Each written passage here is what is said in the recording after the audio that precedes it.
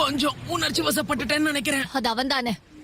ஆமா, நருட்டோ அங்க போர்க்களத்துல இறங்கி எல்லாரையும் சந்திச்சிட்டான். அது சரி, இப்ப என்ன பண்றது? மத்த கம்பெனிஸோட ஒன்றிணைஞ்சு நம்ம போரை தொடங்கணும்.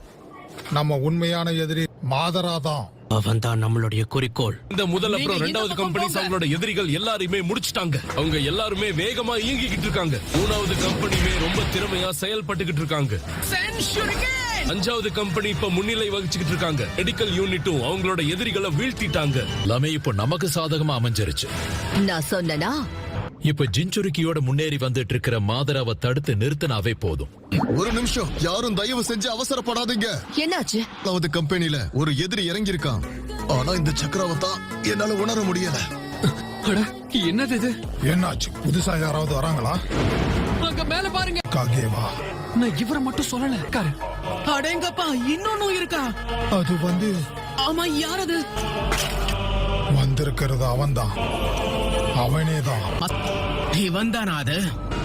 இத்தனை நாளா மாஸ்க் போட்டிருந்ததால முகத்தை பார்க்கல. அவன் ஒரு ரீஅனிமேட்டட் ஷினோபி. செத்து போனவங்களை மட்டும் தான் ரீஅனிமேஷன் மூலமா திருப்பி கொண்டு வர முடியும். HQல இருந்து மாதரா வேற ஒரு திசையை நோக்கி சில ஜின்சுரிக்குகளோட படையெடுத்து போறதா தகவல் வந்திருக்கு. நிச்சயமா இவன் மாதராவே தான். நான் சின்ன பையனா இருக்கும்போது இவனை எதிர்த்து தான் சண்டை போட்டேன். இந்த மாதரா உண்மையிலே இறந்துட்டான் அப்படின்னா